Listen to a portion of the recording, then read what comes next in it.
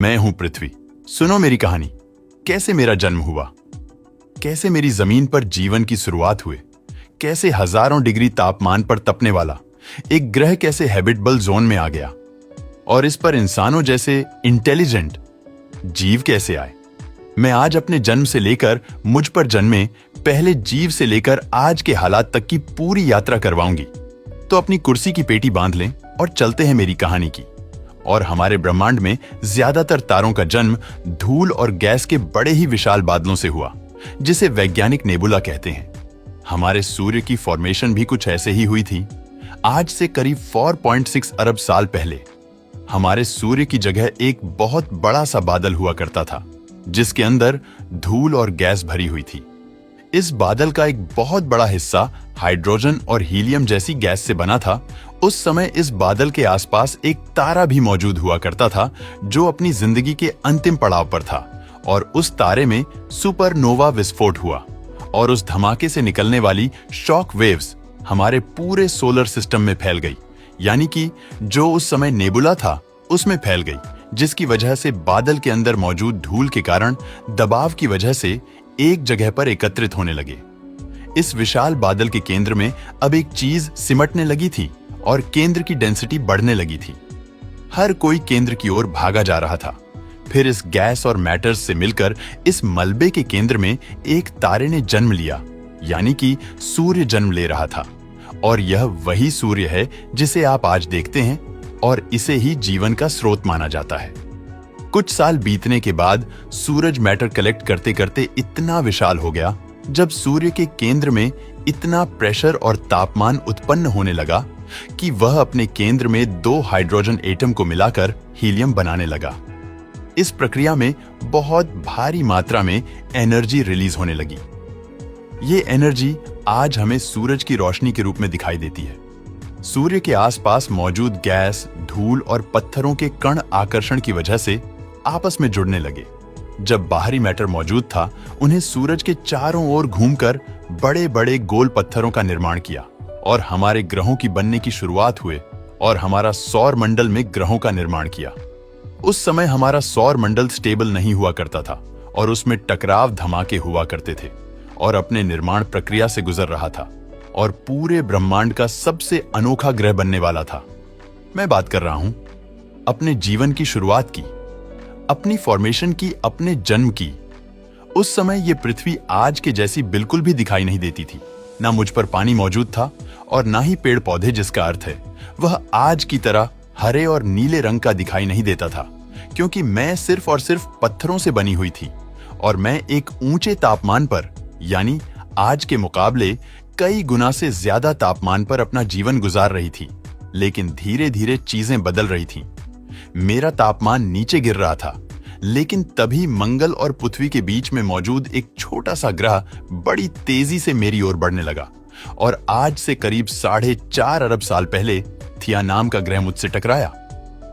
यह मेरे जीवन के इतिहास में सबसे बड़ा धमाका था। यह ग्रह मुझसे इतनी तेजी से टकराया कि हम दोनों एक दूसरे में समा गए। इस टक्कर से बहुत सारा मटेरियल बाहर निकलकर अंतरिक्ष में चला गया और मेरे ऑर्बिट में चक्कर लगाने लगा। इस धमाके के बाद हमारी पृथ्वी का तापमान बड़े लंबे समय के लिए बहुत गर्म रहा। उस समय मुझ पर नरक जैसी स्थिति बनी हुई थी। लेकिन मेरे ऑर्बिट में घूम रहे उस मलबे ने इकट्ठा होकर एक और चीज का निर्माण किया। वो चीज कोई और नहीं बल्कि हमारा प्रिय चांद है। चांद भले ही दिखने में बड़ा सुंदर लगता हो, लेकिन उसकी फॉर्मेशन एक बड़ी तबाही से हुई थी। हालांकि कुछ समय के लिए उसने मुझे उथल पुथल कर दिया था, परंतु चांद को देखकर मुझे थोड़ी प्रसन्नता हुई। यह बात सच है कि इससे मुझे बहुत ज्यादा नुकसान हुआ था, लेकिन आगे चलकर यही नुकसान बहुत ज्यादा खास साबित होने वाला था। धीरे धीरे मुझ पर मौजूद गर्मी खत्म होने लगी और मेरा तापमान वापस से नॉर्मल होने लगा। वहीं अब मेरे चारों ओर चक्कर लगाने वाला चांद भी पूरी तरह से कंप्लीट हो चुका था। मैंने अपने आप को अच्छी तरीके से स्टेबल करने के लिए मेरे अंदर जितनी भी भारी चीजें थीं, उनको धीरे धीरे अपने सेंटर की ओर सेटल कर दिया। वहीं अब मेरे अंदर मौजूद हल्के एलिमेंट्स से मैंने बाहरी सतह की ओर रखे और इस तरह से पूरी तरह से मेरा स्ट्रक्चर डेवलप हो चुका था। सब कुछ बिल्कुल सही जा रहा था। लेकिन कुछ अरब सालों में मुझ पर एक बहुत बड़ा प्रलय आने वाला था। हमारा सौर मंडल अभी भी नया था और इसमें से बहुत सारे पत्थर मौजूद थे जो सौर मंडल में घूम रहे थे, जो आज से करीब 3.9 साल पहले मुझ पर ऐसे ही बहुत सारे पत्थरों की बारिश हुई। इस घटना ने मुझे पूरी तरह से बदल कर रख दिया।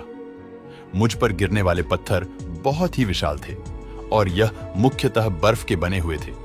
जैसे ही ये पत्थर मुझसे आके टकराए, इनमें मौजूद सारी बर्फ पिघलने लगी और ज्यादा तापमान होने की वजह से भाप में बदलने लगी। इस भाप ने मेरे वायुमंडल को पूरी तरह से ढक लिया और फिर शुरुआत हुई एक बहुत ही भारी बारिश की, जो आगे कई लाख सालों तक चलती रही। इसी वर्षा की वजह से आज मुझ पर समुद्र और महासागरों की फॉर्मेशन हुई और फिर एक ऐसा जलचक्र बना जो आज भी जीवन के लिए बहुत उपयोगी है। आज भी मेरे ऊपरी सतह का 71% हिस्सा पानी है और यही जीवन का सबसे बड़ा स्रोत भी है, जो मुझे इस अज्ञात ब्रह्मांड में एक अलग स्थान देने वाले थे। वह चीज थी अमीनो एसिड, जो कि जीवन के लिए बहुत ही जरूरी तत्व था। इसके अलावा इन एस्टेरॉयड के साथ कई जरूरी खनिज भी मुंह तक पहुंचे थे और मैंने उन्हें संजोकर जीवन की ओर एक कदम बढ़ाया था। समुद्र की गहराई में इन अमीनो एसिड ने खनिज के साथ मिलकर पहली बार जीवन का बीज बोया, जो आज भी ब्रह्मांड में सबसे अलग और अनोखा है।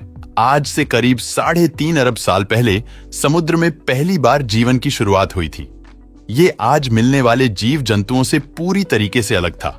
ये बैक्टीरिया के फॉर्म में था, लेकिन इनकी संख्या धीरे धीरे समुद्र की गहराई में बढ़ती जा रही थी।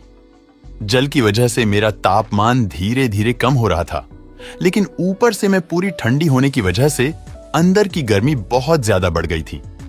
इसी वजह से मेरी सतह के अंदर बहुत बड़े ज्वालामुखी निकलने लगे।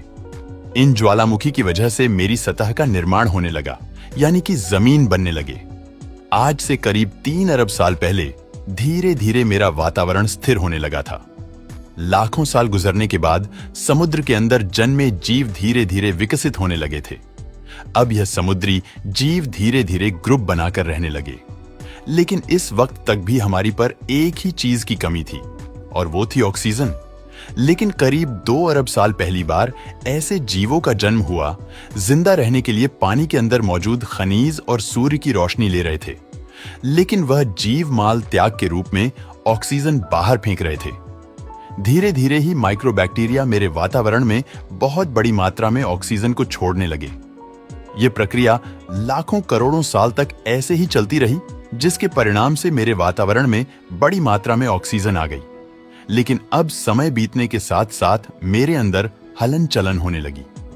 टेक्टोनिक प्लेट्स में दरार आने की वजह से मेरे अंदर मौजूद लावा कई सालों तक जमीन पर उबलता रहा, जिसके परिणाम मेरे वातावरण में कार्बन डाइऑक्साइड की मात्रा बढ़ गई, जिसकी वजह से एसिड की बरसात शुरू हो गई और इसी वजह से मेरे वातावरण में मौजूद ज्यादातर कार्बन डाइऑक्साइड जमीन पर जम गया और वायुमंडल में कार्बन डाइऑक्साइड की कमी हो गई। इसका नतीजा ये हुआ कि तापमान तेजी से घटने लगा और तापमान इतना ज्यादा घट गया कि मेरे ऊपर मौजूद पानी बर्फ के रूप में बदल गया।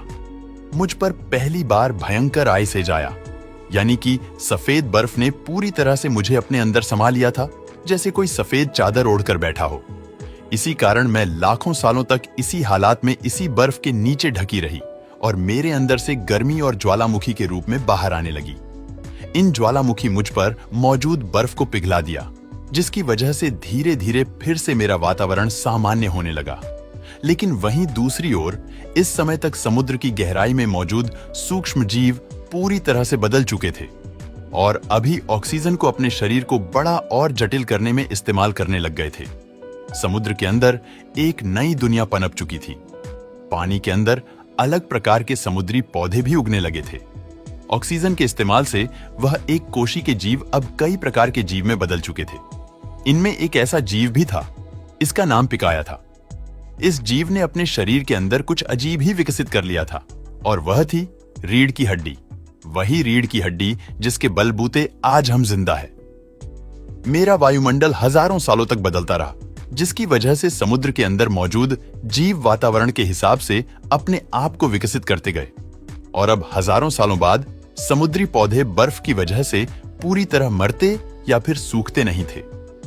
अब सूक्ष्म जीव समुद्री जीव बन चुके थे जब फिर से ज्वालामुखी ने पृथ्वी की बर्फ को पिघलाना शुरू किया, तभी समुद्री पेड़ जल्दी ही विकसित होकर फैल गए। धीरे धीरे वातावरण में ऑक्सीजन की मात्रा बढ़ने लगी और पृथ्वी पर आने वाली एसिड की वर्षा कम होने लगी। लेकिन अभी भी मेरी जमीनी सतह बिल्कुल खाली पड़ी थी। ऐसा इसलिए था क्योंकि मेरे पास ओजोन नाम की लेयर नहीं थी। लेकिन फिर ऑक्सीजन ने सूरज के किरणों को अब्सॉर्ब कर एक भारी ओजोन लेयर का निर्माण आरंभ किया। फिर आज से करोड़ों साल पहले मुझ पर बहुत कुछ बदल चुका था। मेरी सतह पर पेड़ पौधे उग चुके थे। मेरी ऊपरी सतह पर पहली बार मोसोस नामक प्लांट उगना शुरू हुआ और धीरे धीरे अलग प्रकार के पेड़ पौधे ने पृथ्वी की सतह पर जगह बना ली। लेकिन इसी समय कई सारे समुद्री जीव जो धीरे धीरे समुद्र से बाहर निकलकर जमीन पर चलना सीखने लगे और जमीनी जानवरों में बदल गए। एक समय ऐसा आया जब इन्हीं में से एक कॉम्प्लेक्स जीव ने समुद्र से बाहर निकलकर जमीन पर कदम रखा और वहां पर जीना सीख लिया। करोड़ों सालों के विकास के बाद यह जानवर पूरी तरह से जमीन पर रहने के लायक बन चुके थे। मेरी ज्यादातर जमीन एक जगह पर इकट्ठा हो चुकी थी, जिसे आज हम पैंजिया महाद्वीप के नाम से जानते हैं। मेरा तापमान और वातावरण बिल्कुल स्थिर हो चुका था। अब समुद्री जीव वातावरण के हिसाब से उनके शरीर का रंग रूप बदल रहा था। यही जीव आगे चलकर डायनासोर में परिवर्तित हो रहे थे और इन डायनासोर ने पेड़ पौधे खाने शुरू कर दिए। उनका शरीर लंबा और विशाल हो गया। कुछ डायनासोर शिकार किया करते थे, जिस कारण वह छोटे और काफी आक्रामक होते चले गए। लेकिन फिर से मेरा वातावरण बदलने लगा। एक बार फिर से ज्वालामुखी के रूप में बाहर निकलने लगी और इसी वजह से तापमान बहुत ज्यादा बढ़ गया, जिसने पृथ्वी पर अकाल की स्थिति पैदा कर दी। और इस अकाल ने मुझ पर मौजूद 90% पेड़ पौधों और जीव जंतु को खत्म कर दिया। कुछ प्रतिशत ये जीव इस अकाल में जिंदा बच पाए थे, जिन्होंने अपने आप को बचाने के लिए जमीन के अंदर रहना शुरू कर दिया था। लेकिन फिर कुछ हजारों सालों के बाद मेरा वातावरण सामान्य होने लगा। मेरी ज्यादातर जमीन एक ही जगह इकट्ठी होने की वजह से जमीन बंजर और रेगिस्तान हो चुकी थी, मगर अब फिर से मुझ पर हरियाली पड़ने लगी। ज्यादातर जंगल समुद्र के करीब हुआ करते थे, वही हरियाली बहुत ज्यादा बढ़ गई और अब जो कुछ प्रतिशत जानवर उस अकाल में बच गए थे, उन्होंने बड़े बड़े डायनासोर का रूप धारण कर लिया था। आज से लगभग 20 करोड़ साल पहले पैंजिया महाद्वीप टूटना शुरू हो गया और पैंजिया के टूटने की वजह से मेरी ज्यादातर ऊपरी जमीन पानी के संपर्क में आने लगी, जिसके कारण मुझ पर हरियाली बढ़ती चली गई, जिसके कारण डायनासोर की और ज्यादा प्रजातियां विकसित होती गई। डायनासोर आने वाले करोड़ों सालों तक पृथ्वी पर राज करते रहे, जिसमें कुछ डायनासोर उड़ने वाले भी विकसित हो गए। जंगलों से लेकर आसमान तक डायनासोर का उस समय पृथ्वी पर कब्जा हुआ करता था। लेकिन फिर उसके बाद 6 करोड़ साल पहले उनके साथ एक ऐसी घटना घटी जिन्होंने डायनासोर के साथ साथ मेरे बहुत सारे जीवन को नष्ट कर दिया था। वह घटना थी उल्का पिंड की मुझसे टकराने के बाद में पृथ्वी पर लगभग जीवन खत्म हो चुका था। परंतु मैंने जीवन को बचाने के लिए अपने हर संभव प्रयास किए और एक बार फिर से एक नए जीवन की शुरुआत हुई। एक बार फिर से मेरा जमीनी इलाका हरा भरा हुआ और एक बार फिर से इसमें जानवरों की चीखें, किलकारियां और उनके मधुर स्वर गूंजने लगे। धीरे धीरे ये जानवर विकसित होते गए और आज के इंसान के रूप में भी हमें एक जीव है जो आज मेरे इतिहास के बारे में जानना चाहता है। तो आपको मेरा सफर कैसा लगा? मुझे कमेंट करके जरूर बताना।